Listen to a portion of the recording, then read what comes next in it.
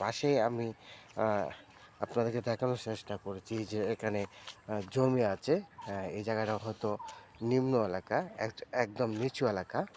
বর্ষাকালে এসব জায়গায় পানি এসে যায়।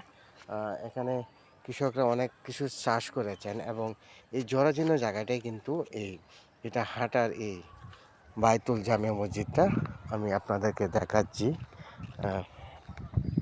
একদম কাছ থেকে দেখানোর চেষ্টা করছি। দেখেন, এবং এখানে একটা বাথরুম আছে।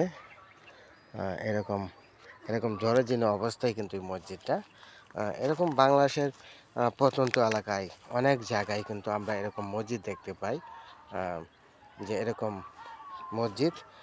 এবং মানুষ, গ্রামের মানুষজন কোনো রকম এই মসজিদগুলো নির্মাণ করেন এবং সেখানে তারা তাদের সামর্থ্য অনুযায়ী তারা সেটা নির্মাণ করে থাকেন এবং মানুষ সেখানেই ইবাদত করেন।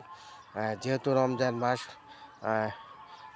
মাস সংযতের মাস, ত্যাগের মাস, আত্মশুক্তির মাস এবং গুনাহ মাফের মাস। আপনারা যদি এরকম মসজিদ আপনাদের এলাকায় দেখেন, এরকম নিম্নমানের মসজিদ, কোনো রকম মসজিদগুলো ঠিক আছে, সেখানে মুক্ত হস্তে দান করবেন।